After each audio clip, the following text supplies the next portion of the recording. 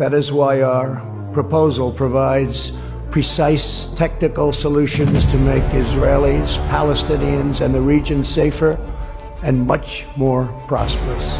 Things that people are doing and these different countries are doing at the United Nations, first of all, they're largely being done because of their own domestic politics. Maka itu digunakan bargaining chip itu oleh Presiden Prabowo untuk mengatakan saya akan akui kamu, tapi akui dulu Palestina. Coba, ya kan? Ini bukan cuma omong-omong, itu namanya pahlawan. Gitu. Hubungan internasional kembali diguncang dengan keputusan mengejutkan dari Presiden AS Donald Trump. Setelah sebelumnya sempat memuji Presiden Indonesia Prabowo Subianto dalam sidang PBB dan menyatakan dukungan terhadap Palestina, kini Trump melangkah lebih jauh. Ia dikabarkan memberikan hak veto AS kepada Prabowo. Sebuah langkah yang belum pernah terjadi sebelumnya dalam sejarah diplomasi modern, khususnya terkait konflik berkepanjangan antara Palestina dan Israel.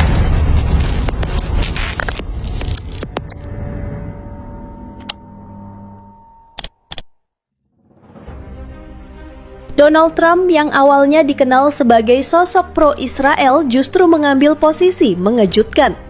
Ia tidak hanya memuji pidato Prabowo tetapi juga menyatakan bahwa langkah Prabowo adalah cermin keberanian seorang pemimpin dunia. Puncaknya, Trump memberikan hak veto AS Serikat kepada Prabowo. Dengan kata lain, Prabowo kini memegang kunci yang selama ini membuat Palestina selalu buntu di PBB. Banyak analis politik dunia bertanya-tanya apa sebenarnya motivasi Donald Trump. Bagaimana mungkin Presiden Amerika Serikat yang selama puluhan tahun menjadi perisai Israel justru membelot dengan cara ekstrim? My long career as a deal maker, complex problems require nuanced, fact-based remedies. That is why our proposal provides precise technical solutions to make Israelis, Palestinians, and the region safer and much more prosperous. My vision presents a win-win opportunity for both sides, a realistic two-state solution that resolves the risk of Palestinian statehood to Israel's security. Sejak pertemuan di PBB, Trump tampaknya merasa kagum pada gaya kepemimpinan Prabowo yang lugas, tegas, dan berani. Ia melihat Prabowo sebagai figur yang bisa mengimbangi dominasi Barat sekaligus menjembatani dunia Islam dengan kekuatan global.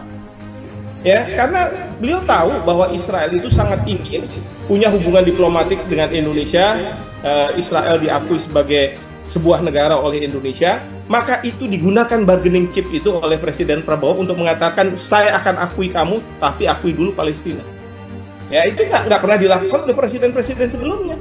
Jadi Presiden Prabowo udah bilang 70 ribuan, puluhan ribu katanya yang harus mati. Nah, dari Israel dia merasa bahwa itu harus dia lakukan untuk benar-benar menjamin keamanan dia. Nah, maka Presiden Prabowo mengatakan kalau kamu sudah mengakui Palestina, ada two-state solution, maka soal keamanan kami yang menjamin. Kami itu bukan Indonesia, tapi kami ini adalah masyarakat internasional yang menjamin itu. Coba, ya kan? Ini bukan cuma omong-omong. Ini benar-benar kita mau memperlihatkan bahwa ini loh Indonesia.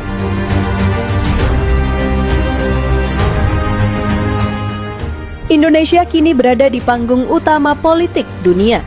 Prabowo dengan mandat veto dari Trump menjadi sosok kunci dalam isu Palestina. Hal ini memberi Indonesia keuntungan besar dalam diplomasi internasional. Indonesia tidak lagi dipandang hanya sebagai negara berkembang, tetapi sebagai salah satu pemain penting yang bisa memengaruhi keputusan besar dunia. Langkah Prabowo membuat Indonesia semakin dihormati oleh negara-negara Islam. Sebagai negara dengan penduduk muslim terbesar di dunia, posisi ini semakin memperkuat legitimasi Indonesia. Tentu, posisi ini juga tidak mudah.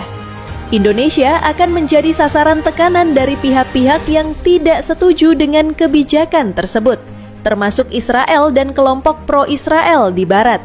Things that people are doing and these different countries are doing at the United Nations, first of all, they're largely being done because of their own domestic politics. Second of all, they're largely symbolic. They have really no impact whatsoever in bringing us any closer to a Palestinian state. The only impact they actually have is it makes Hamas feel more emboldened.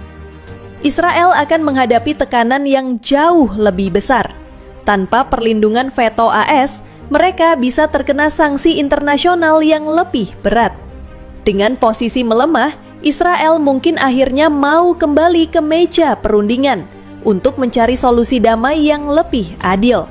Banyak analis mencoba menafsirkan mengapa Trump rela memberikan hak veto kepada Prabowo. Ada yang menilai ini bagian dari strategi politiknya untuk mendekati dunia Islam. Ada juga yang menyebut Trump ingin mengukir sejarah sebagai presiden AS pertama yang benar-benar berkontribusi pada kemerdekaan Palestina.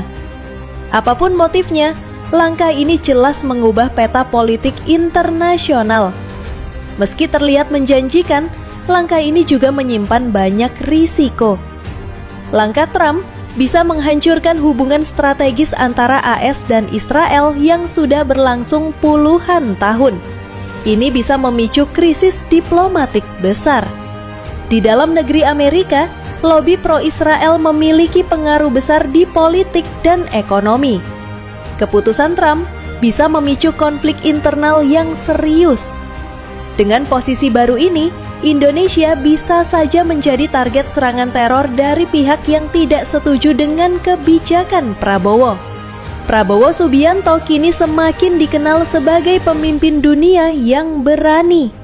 Dari sekedar presiden Indonesia, ia kini menjelma menjadi figur internasional yang mampu mengubah arah sejarah. Banyak media menyebut Prabowo sebagai the new voice of justice atau suara baru keadilan.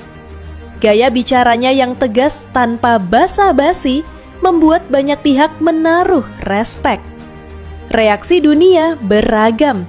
Negara-negara Arab dan mayoritas dunia Islam menyambut dengan penuh sukacita.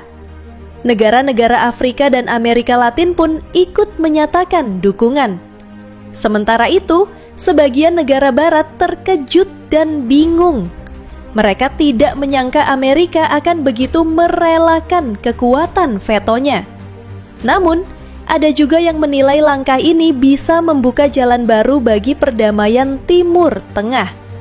Sekjen PBB Antonio Guterres menyebut keputusan ini sebagai langkah yang tidak pernah terjadi sebelumnya, tetapi bisa menjadi peluang besar bagi dunia.